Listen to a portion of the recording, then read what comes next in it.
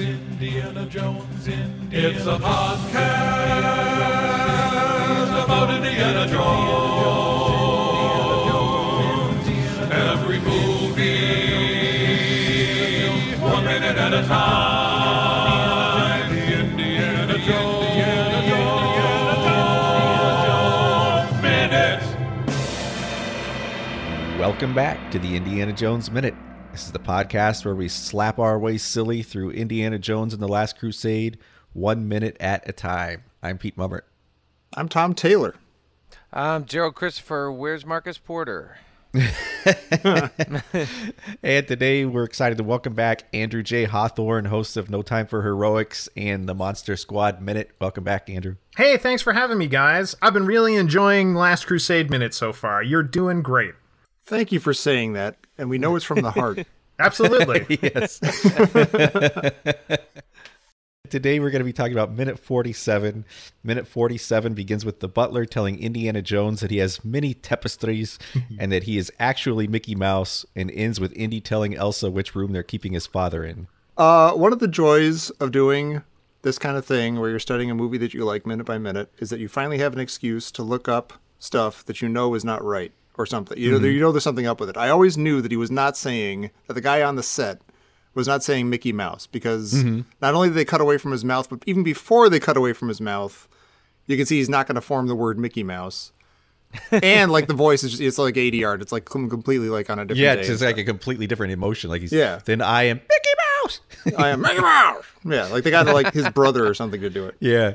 But so I finally got to look that up, and I'm sure we all did. But it turns out... And I heard like versions of like, okay, what does he say? And by the way, I still don't know what Harrison Ford definitely says in Return of the Jedi when he says, I don't know, fly casual, because you can clearly see he's not saying that, but I've never been able to figure that out. So somebody please find that out. But he originally said, I guess, in the script, I don't know if they filmed it this way, but he said, if you're a Scottish lord, then I am Jesse Owens. Yeah. Jesse Owens, the Olympian from what, 36? I think 36. From the Nazi Olympics. Which is a weird connection to make. It would be weird for him to say. Yeah. Like a German butler and a German, we were about to learn Nazi-filled castle. That'd be a weird connection for him to make, or just a weird dig. Well, that's the only way it makes sense, is that he's a Nazi. Because the joke is like, oh, if you're Scottish, then I am, insert something, I'm definitely not here. And so... Yeah. If you're Scottish, I am, since in fact I am a German Nazi, I'm going to say an African-American Olympian that we refuse to give a medal to. But I guess I was trying to think of that. Like, when you say that, like even now, when you say like, well, if you're this, then I'm this. Like, don't you usually follow up I'm this with something that's awesome that you think is great or something? Or am I just making that up? Well, no, because he's trying to make fun of Indy here, right? Like, he's like, I guess so. You know, you're full of it. But the thing is, it's just a weird thing for him to say. And it's also very dark. Like, this is definitely pre-Schindler's List Spielberg, where where it's like, the Nazis are just kind of fun bad guys. Whatever, Jesse Owens. That's fun. Right. But see, I think that ever since the whip came out, I think this whole thing is about role-playing. And I think Indy's going to be a Scottish lord. Yeah, the butler's actually now going to be Mickey Mouse. Right. Like, okay, you be the Scottish lord, I'll be Mickey Mouse, and let's get that whip. He's like, oh, hello, Mickey. I came to deliver this pizza you ordered. But I didn't order a pizza. Well, there's something that backs up your theory, Jerry, is after originally the script said, I'm Jesse Owens, and then Spielberg thought no one would get that reference, and he changed it to, then I am Mae West. Right. And so there was that intermediate. And so that would back up your role-playing thing as well as like, oh, hey, sailor. Wow, yeah. So you're a Scottish lord. Yeah. Ever since Elsa arrived, I knew she had that little twinkle in her eye. She got all titillated in them catacombs. I love when the butler slumps over and we get the orchestral treatment of the descending slide whistle. That was great. Oh, yeah. Yeah. It's like a bass and a cello. It's like... Boo. Kind of the Pepto-Bismol sound. Boo.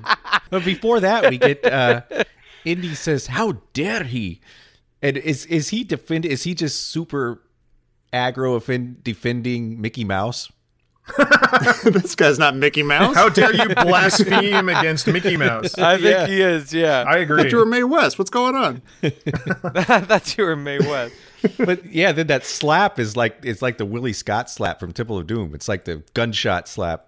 Right. It is right. weird. It's a backhand hit too, which makes that sound seem kind of weird. Yeah. Oh man, you just don't want to be on the receiving end of an Indiana Jones hit at all. It sounds like a cannon goes off. I think he holds gunpowder in his fist whenever he hits somebody. But you know what, though? This guy deserved it because he's a total tapestry tease. Like, he's not even going to let these folks view his tapestries. And then, literally, he's bragging about the tapestries. Oh, yeah, we've got tons of tapestries that I'm not going to let you see. And then... You'll never know. This one tapestry, the one tapestry that they do get to see, he stands between them and it so that they don't even get to see it. Like, no. Holding his hands You're not up. seeing one tapestry here, buddy. That's his ironic end. His end is that he falls against one of his beloved tapestries. Yeah, probably marked it up. Yeah. But this is it. We have a deleted scene here that I was teasing last minute. Ooh. Right after Indy slaps the butler, Elsa congratulates him on his Scottish accent.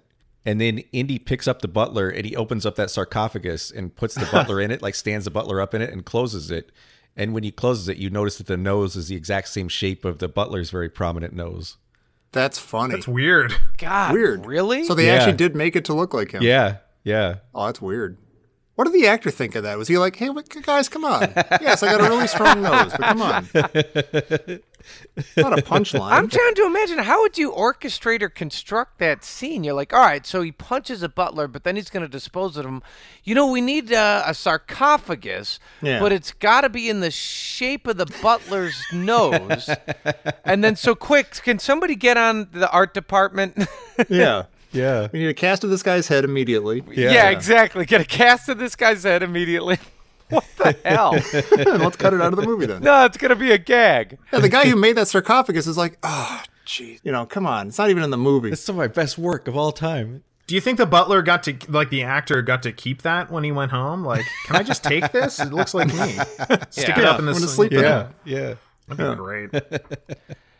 Oh, there's one other little tidbit about this exchange that I found when I was looking up the Jesse Owens thing, is that I guess in the book, was it the book? Oh, no, it was the game. I think it was the game, The Graphic Adventure? Oh, The Graphic Adventure. Is that a book or is it a game? I don't even know. But anyway, he introduces himself not as Clarence McDonald as he does in the movie, but as Robert McFalfa. That's awesome. Oh, really? Like American Graffiti. Yeah. Wow. Who's Bob Falfa? Yeah, in American Graffiti. Oh, that's very cool. That's hilarious. You know, I referenced yesterday why I was okay with this scene, and I was okay with this scene because the ruse fails. Yeah. and I don't know what's gonna happen. You know, you don't know if this actually had worked, and whatever that means worked.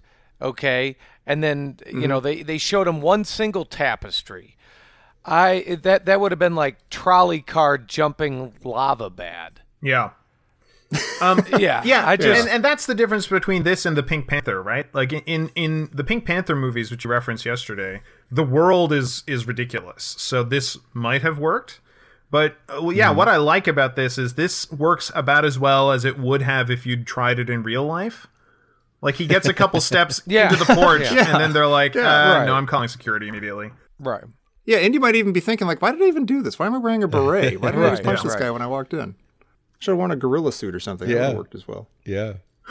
Do you think, I don't know why I'm just so harping on this Mickey Mouse, Jesse Owens stuff, but do you think if it had been Jesse Owens, if they had left it, would that have been a more solid line? No. Mickey Mouse seems a little like, I don't know. Maybe it wouldn't be Jesse Owens, but maybe something else. Mickey Mouse seems, I guess that guy would know about Mickey Mouse, but, oh, and yeah, I guess we're saying that, like, he's making a dig that you're obviously an American, so I'm going to throw some Americana at you. But that's what I think. That's what I think is, you know, Mickey Mouse is more cartoonish and preposterous. Right. You're like, yeah, Jesse Owens would have. I mean, he would have been. I mean, the Olympics were in Berlin in 1936. Yeah. So then that, you know, I suppose that would be on people's minds still, but yeah, not in '89 as much.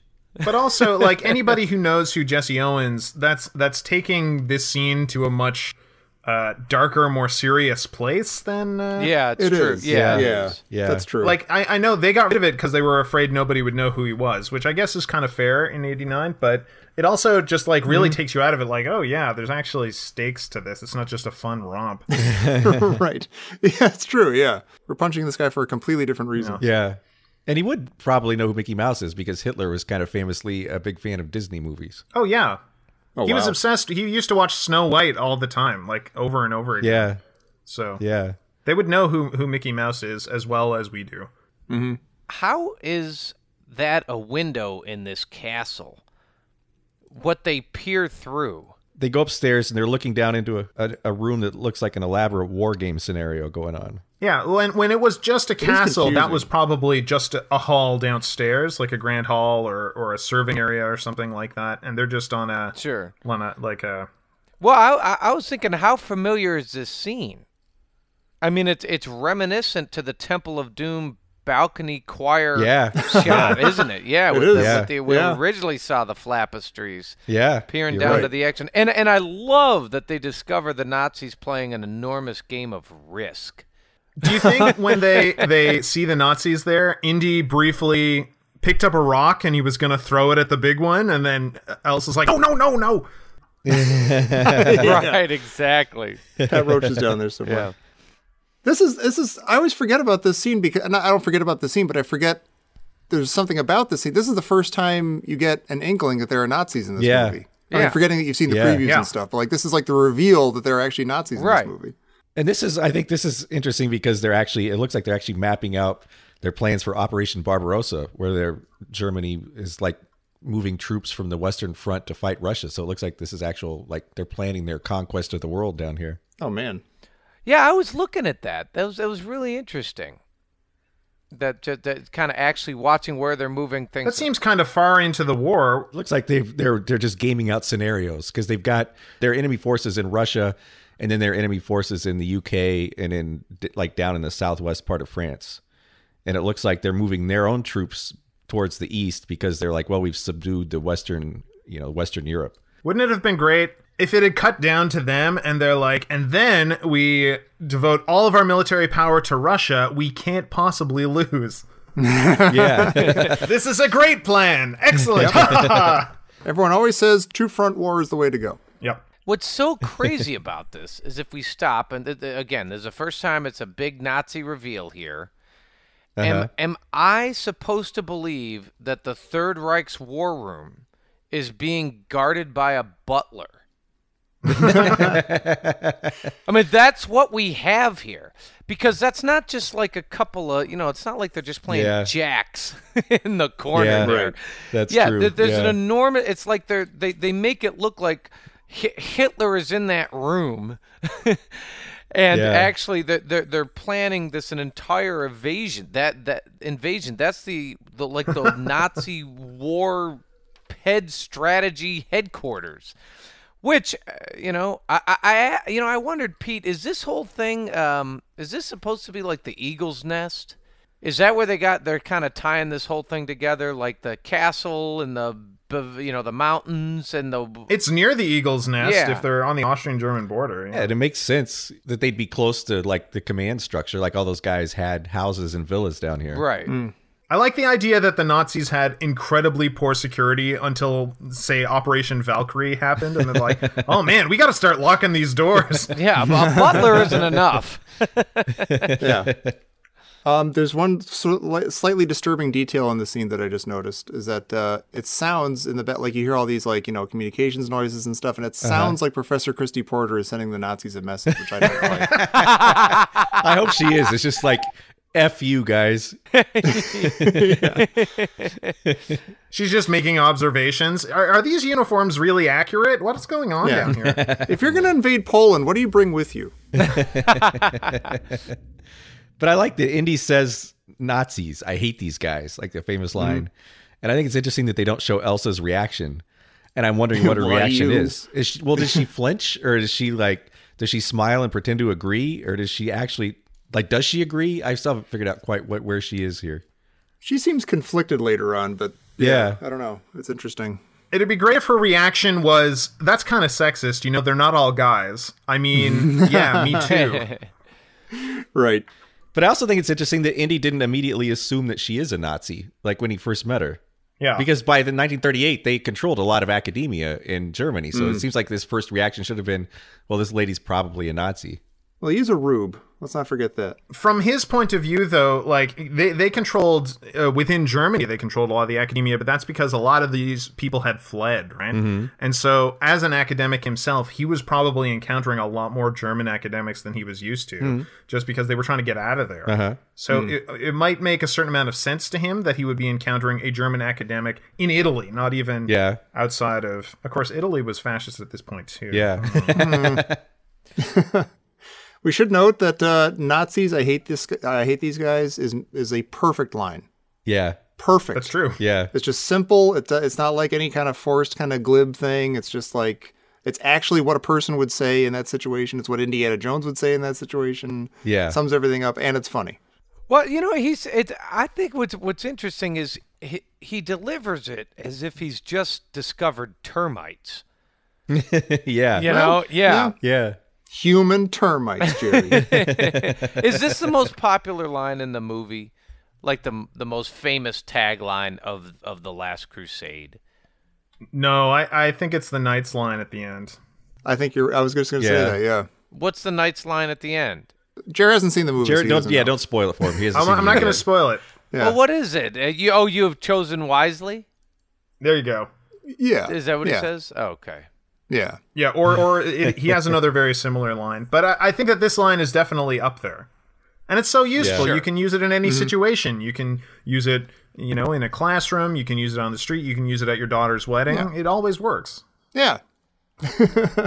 So we talked a lot about Indy's clothing choices last minute, and you get a really good look at it here. And I think it's an interesting choice because his outfit, like with the brown shirt and the brown pants and the kind of dark tie, he's dressed almost exactly like the Nazi brown shirts. He is. Yeah. Oh my God. And I was wondering, is that like kind of a last ditch effort at a little bit of camouflage if he gets caught, or is it just a coincidence? Well, he didn't expect to find them, so I guess not. But you're right that he looks exactly like them. Yeah, it's weird. He almost doesn't have to steal a Nazi uniform ever. Yeah, just take off his leather coat. Yeah. Yeah.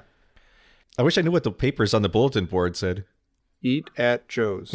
We have more foreshadowing here, I think, because Indy says this one. I think he's in here when they come across the room. And there's a lot of lines like that in this movie. I've been paying attention. there's a lot of, it's this one, You know what bothers me about that, though? And this actually turns into a weird Carbonite dream theory thing. And maybe I'm wrong. Correct me if I'm wrong. But we see them coming down the entire hallway, and he, thumbs the door. He's like, I think it's this one. And she's like, why? And he points up without looking. And he never looks up and sees the wire. But he just says, oh, it's the only one that's bugged. And so first of all, that annoys me. It annoys me that he doesn't actually see the wire, or we don't see him see the wire. That seems kind of weird and like superhero-y. But then it reminds me of a scene I hate in The Force Awakens, when Han Solo, like, it's a big gunfight on Maz's castle, whatever, and he just pops out of a thing and shoots a guy, 90 degrees away from him without looking at all. I hate that, but it's making me think, maybe it's a dream theory thing. You can just see stuff, like, if he's in the vicinity and accurately identify it and shoot it. Well, I can believe that he saw this wired door from down the hall, and that's the reason he went straight to it. We don't see that, but we don't really need to. I guess not. It's a nitpicky thing. I can believe that quicker than I can believe Han Solo is shooting guys he's not looking at. But he's never done anything like that ever in any movie. It's almost as if J.J. Abrams doesn't understand Star Wars. Anyway. Whoa. And, I mean, I think that they're trying to show, like, Indy's, he's really good at this. You know what I mean? That's all. He's super slick, and he's got all the answers before we even knew there were questions. Right. And that's what takes it, to me, it's again, a little James Bondy. Yeah, and Indiana Jones at his core, like, he's not James Bond. He's not the guy who's cooler than everybody around him. But he's got some of that experience, and he's a mix of, like, failing upwards and that, Like, he's the guy running away from the boulder, but he's also the guy with the little pocketbook like translating Egyptian inscriptions so that he can outsmart everybody else at this archaeology dig and find the Ark. Like he's got both of those things, and that's what, like, after the bizarre entry of the Scottish play going downstairs, we were reminded, like, oh wait, this guy isn't totally ridiculous. He also knows what he's doing. Right. He'll come through in a pinch. Yeah. Well, so Elsa knows his dad is in there, and so she basically can't believe how Indy figured it out. That's why she asks. She stops him and like almost emotionally goes, "How do you know it's that one?" Yeah. Like you know, she's not just like, "Oh, how do you know it's that one?" She's like, "How'd you know it's that one?" What gave it away? And that's because she already knows, right? Yeah. She's making a mental note to like chew everybody out, like the communications guys later. Yeah. Idiots. Can you imagine from her point of view, though, like, this is really something, like, she thought she just had this rube, like, the kid of the guy that I already worked over. Like, okay, let's see what this guy knows. And this guy is just exceeding every expectation she's got. He's finding the tombs. He's beating up the guys. He's finding the castle. He goes straight to the room as soon as she's in the castle. And she's just like, what the hell is going on, man? Yeah, I think so. Yeah. What does it mean that the room is wired? Like, because Tom, you said bugged, and I thought that at first too. But then when Indy gets into the room later, he doesn't behave at all like the room is bugged and people are listening in.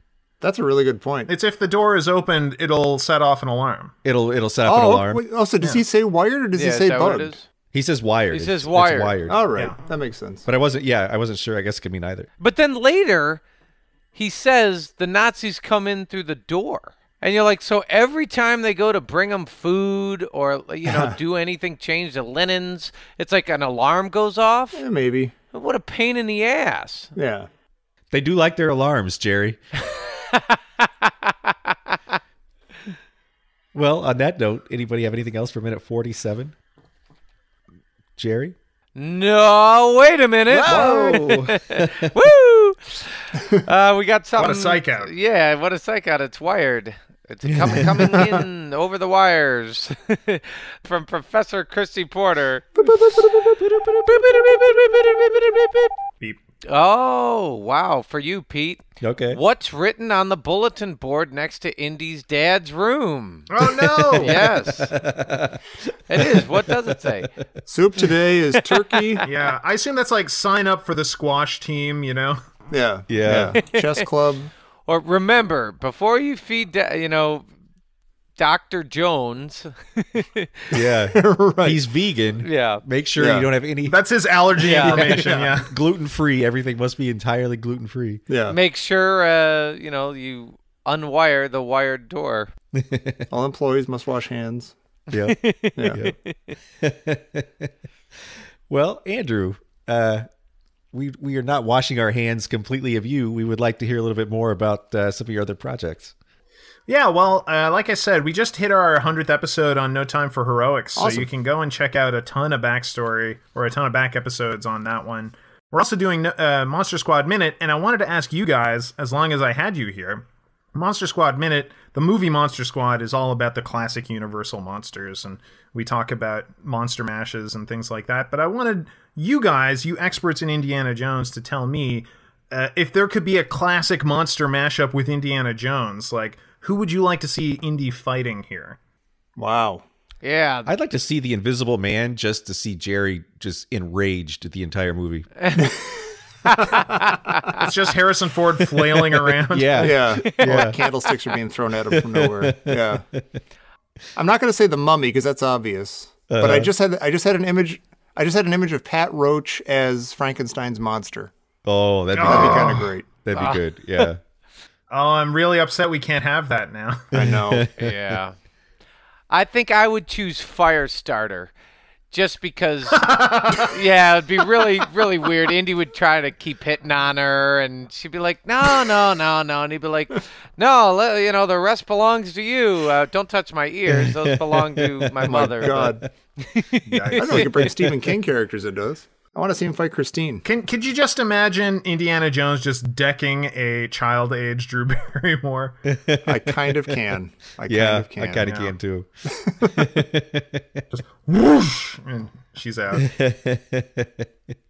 Wait a minute. I meant the Firestarter from the originals. What was it? Was it God, you thought Stephen King? I meant Firestarter from the way back in the day. There was like Iceman and Spider-Man and Firestarter.